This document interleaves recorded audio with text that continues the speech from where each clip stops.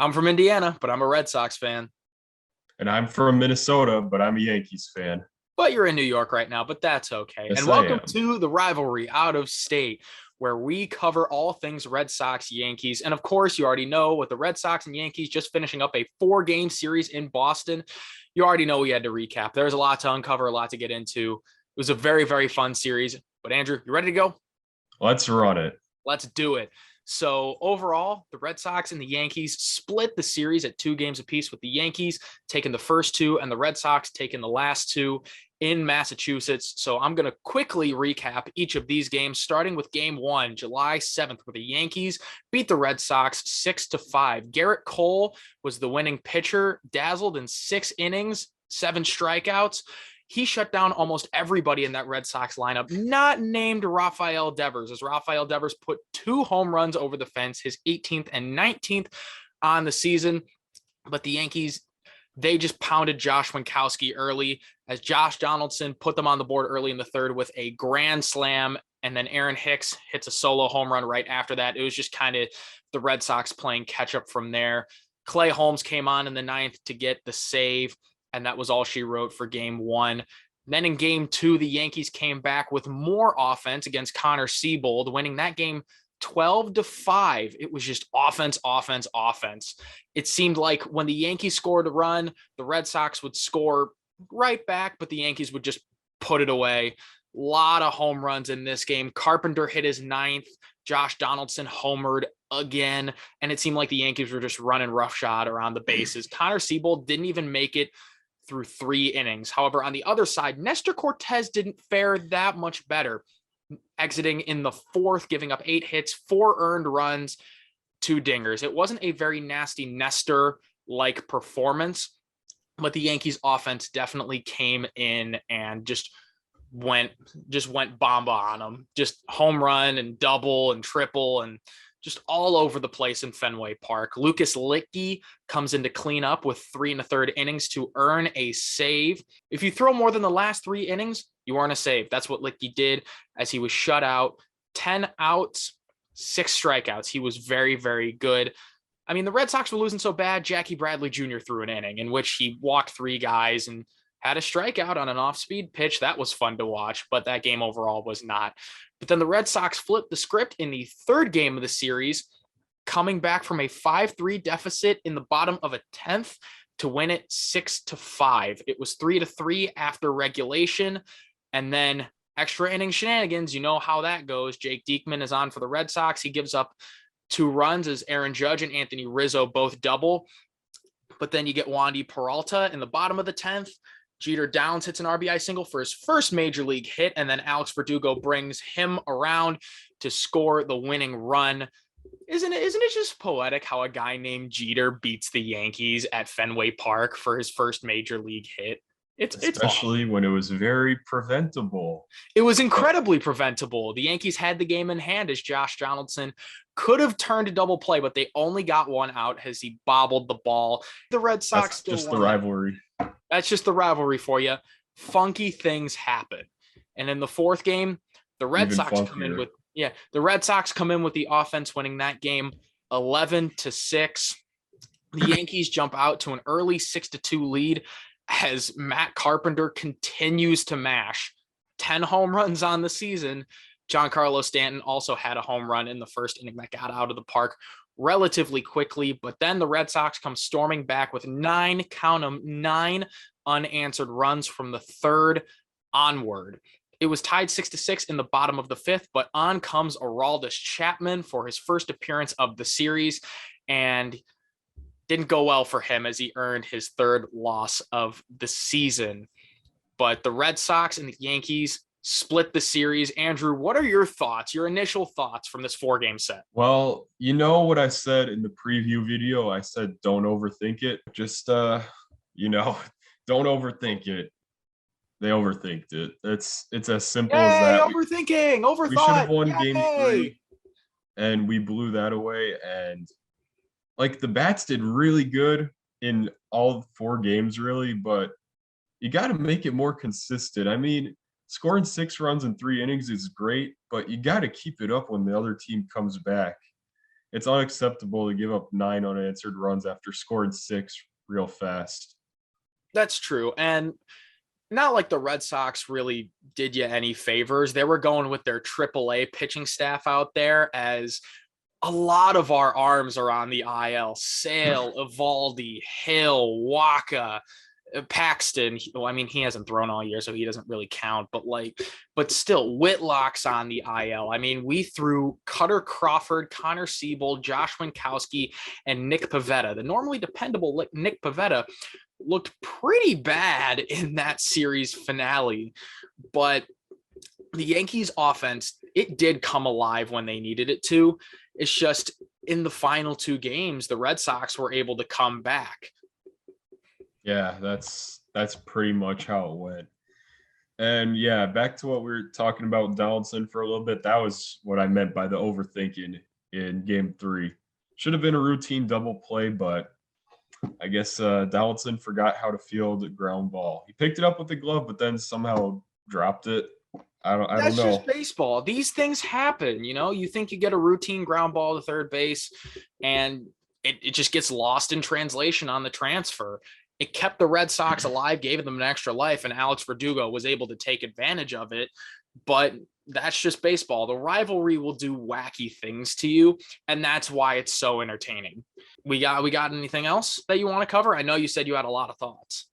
Let's see. So yeah, really no disappointment at all. Game 1 and game 2, the bats did exactly what they need to, and so did game 1, the pitching did what they needed to. I mean, I'm afraid Rafael Devers just owns Garrett Cole, so just walk him. I don't care. Just walk him whenever You he's know up. that Garrett Cole is now able to pitch for the Dominican Republic in the World Baseball Classic because he is indeed Rafael Devers' son. Oh, is that so? It is. Wow. Well, anyways, yeah, Garrett Cole did phenomenal to anyone not named Rafael Devers on that first start. Yeah. I mean, he pretty much took down everybody else. And Yeah. Clay Holmes got the job when he needed it to, when it was a 1-run game, closing it out in Fenway. And then game 2, yeah, Nestor Cortez, that was not his best start. But you know what? Rafael Devers can play for Cuba because Nestor Cortez struck him out 3 times. So it was almost the exact opposit. Nestor Cortez did great against Rafael Devers, but not so great against the rest of the lineup. It's all right. And, Devers did leave the game early with a back injury and did not play the rest of the series, which brings me to my point about this series. Games 3 and 4, the fight, the resiliency, the dog that this team has in him, with their AAA pitching staff and without their best offensive bat. The Yankees were supposed to roll us. There were no expectations, but multiple back-to-back comeback wins, back-to-back statement wins. This is the kind of series, this is the kind of victories that can change the season, really get that momentum going and spark something great. Yeah, for sure. In game 3, we were doing pretty well until the 8th inning. Things just kind of fell apart. We needed to bring Holmes in early, and I feel like that just threw off our whole tempo. I also think we took Michael King in a little too early. I feel like, I don't know. So here's what I'm thinking. So we were up 3-2 after Rob Refsnyder hit the home run in the bottom 6. So I had to take Montgomery out after that. He's doing pretty good up until then. But you brought in Michael King in the 6th, and I just don't think that's the right move. I understand that in that situation, when it's a 3-2 ball game and you're really trying to put a bow tie on the series, I really do think that's a solid move by Aaron Boone. You go with a guy that has not only been locked down all year, but can give you multiple innings, which Michael King has done. And gosh, darn it, is he really good. But after 2 full innings in the bottom of the 8th, you opt to go for Clay Holmes. You bring in your closer for what was meant to be a 4-out save, but it just didn't work out that way. Yep. Yeah, but I was going to say I would have waited to bring King in the 7th at the earliest. That's just my opinion. I mean, take it as you will. I would have brought Wandy Peralta in first, and usually he's been pretty good, but he really got himself exposed in game 3. He's usually pretty locked down, but not this time. Giving up 3 hits, 3 runs in just a half inning. and yeah, obviously blowing the save and getting the loss. So I just feel like bringing Holmes in early and bringing King in so early just kind of threw off the tempo of our bullpen, and that's part of the reason why we lost on Saturday. Mm-hmm. Well, okay. Another key reason, like in this series that I want to bring up, just another key point is Aaron Judge didn't really do that much at all in the series. He was kind of a non-factor other than his 10th inning double in game 3. But if you look at that Friday game, 0 for 5 with 3 strikeouts, which very much not an Aaron Judge line. And then you take a look at the series finale, only 1 hit, 1 for 5 with a run and a strikeout. So other than that one double, I think the Red Sox pitching staff did a really good job with what they have, just spare nuts and bolts with spare parts, keeping the Yankees offense at bay when they needed to. That's a key part. Because Judge, Judge overall has been slumping a little bit lately. Hasn't been as hot 30 as he's home been runs this on season. track to win American League MVP. Okay, Really yes, been but slumping. I'm telling you, as a Yankees fan who watches and listens to the games, I can't even deny it's been a rough couple of weeks for Judge compared to what he's done the rest of the season. Hopefully, this off day that we have today that will help him out. I mean, I wouldn't mind if you rest a few days. It's Cincinnati. Give him a rest before we go on to play Boston again. Yeah, That's just what I feel, honestly. I feel like that can get him going again. Yeah, and it remains Carpenter's to be doing his job in the outfield. He can easily fill in. God, Matt Carpenter, what a story that he's been. It's just amazing. Like, he's done nothing but mash. He's revitalized his career, and he had 2 more home runs. And what seems like that's all he does. All Matt Carpenter does is hit dingers. And as a baseball fan, I'm happy for him. But as a Red Sox fan, can he do that somewhere else? Nope. Like, does he really have to like both him and Donaldson really tore it up in this series? And like, could they do that somewhere else? Maybe, but that's okay. Hey, Donaldson gave you some favors though. Yeah, he did with the aforementioned ground ball, but Josh Donaldson did his job on offense. That's for sure. So, all right, now there's another elephant in the room that we need to discuss. I think we do need to discuss this. I think I know where you're going here. Does it involve a missile? Yeah, it might. I might have 2 elephants in the room to discuss, but yeah, we'll talk about the missiles first. We'll talk about the missile first. The Cuban missile. Yeah. All this Chapman. I think we might have to DFA Chapman. I can't even sugarcoat it. You're not going to DFA him. You're paying him $16 million. Oh, we're not. But yeah, he's looking like in Jacoby Ellsbury 2.0, where it just totally falls off the last years of his contract. Yeah, for a guy that was the aforementioned, he was a no-brainer back into the bullpen guy. He was the 9th inning guy to start the season. He even got a save in the first series, but then he choked his job, got injured, went on rehab, came back, had a horrible outing, and didn't pitch again until Sunday, where he came in the 6th and stunk it up in a tie ball game, and inevitably got the loss. He started that rally. His control has been all over the place. His slider hasn't been as good. His fastball velocity, although it was around 100 to 102 on Sunday, but it's general trend off overall in the season. It's been down. What is going on with the Cuban missile? You put past his prime. Put too much of a financial investment into this guy to just straight up DFA him. Let's not kid ourselves. But you're lucky that guys like Clay Holmes and Michael King have been so good, or else you would have some serious issues in the back end of the bullpen. I am very, very lucky for Clay Holmes. But let's not understand how good he is. And another pitcher to talk about. And hey, if you want to edit this, please do. Please pull up my tweet from Saturday. I had a feeling Tyone was going to continue the trend that he's had. he just hasn't been pitching well his last Yeah, few don't worry. I starts. got you with that tweet.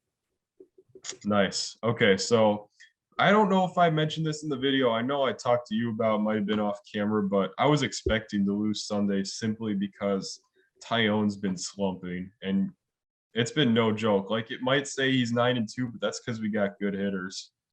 He Yeah, and hasn't been he lasting should long. have He's been giving he up a should lot have of runs. taken the loss on Sunday, but he didn't. His ERA has been skyrocketing. It's been going up and up and up and up. Yeah, and in Sunday's performance, especially with 6 earned runs and 3 dingers, it's really a problem when you can't keep the ball in the ballpark. It's looking like we need to get another starter. Just simple as that. Some deadline moves, Yeah. which is in a couple weeks. So I know both Yankees and Red Sox Twitter are clamoring for their teams to make respective moves and be buyers, but those teams will make their moves when the trade deadline comes. Now let's look to the future, because from the first series to the second series, there's about a 3-month break. We get a week break before the next Red Sox Yankees series, where on Friday, the Red Sox take a trip back to the Bronx for a 3-game set before the All-Star break. And the thing to note that is we get our pitchers back. Chris Sale and Nate Eovaldi are projected to start 2 of the 3 of those games. And the starters for the Yankees, no Cole. No Garrett Cole is supposed to start. I would put the brakes on that. Here's why.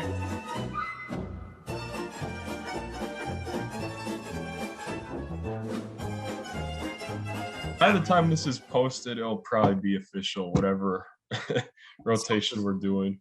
Something like that. It's definitely just it's a very quick turnaround. You're just going back to back. You get a 4-game set in Boston, and then not even a week later, 3-game setback in New York. And I think since both teams are going to be closer to full strength, I think this one is going to be more telling.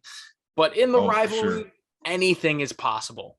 So absolutely. Before all we wrap stats, up, all that, push it aside. It's the rivalry. Anything can happen. It absolutely is. Before we wrap it up, you got anything else you need to say? Same thing as last week. Just don't overthink it. Don't overthink it. I mean, really just take it easy with this series against Cincinnati. Win, but let's not overdo it. We got to be ready for this series going into the All-Star break. Yeah, and I think with Boston, just get Chris Sale ready against Tampa Bay. Just make sure he's up to stuff after that absolute meltdown in Worcester. Love the fight. Love the dog in him. Love the dog in all these guys. Love the dog in the Yankees too. It's all right. Both of these teams, this series, this rivalry is just, it's so fun to watch, and we love to cover it. Actually, I do have one more thing to say. I think the Yankees should also call up Oswald Peraza for the Cincinnati series. Maybe even have him start a game against the Red Sox, because IKF is not working at shortstop. Somebody's sick of Isaiah Kiner-Falefa. I am very sick of him. That's one thing you guys won. Trevor Story is a dog. I can't even deny it after the series. We should have signed him, but we wanted to play it safe, wait for Volpe to be called up. And I'll elaborate more on that in the future video.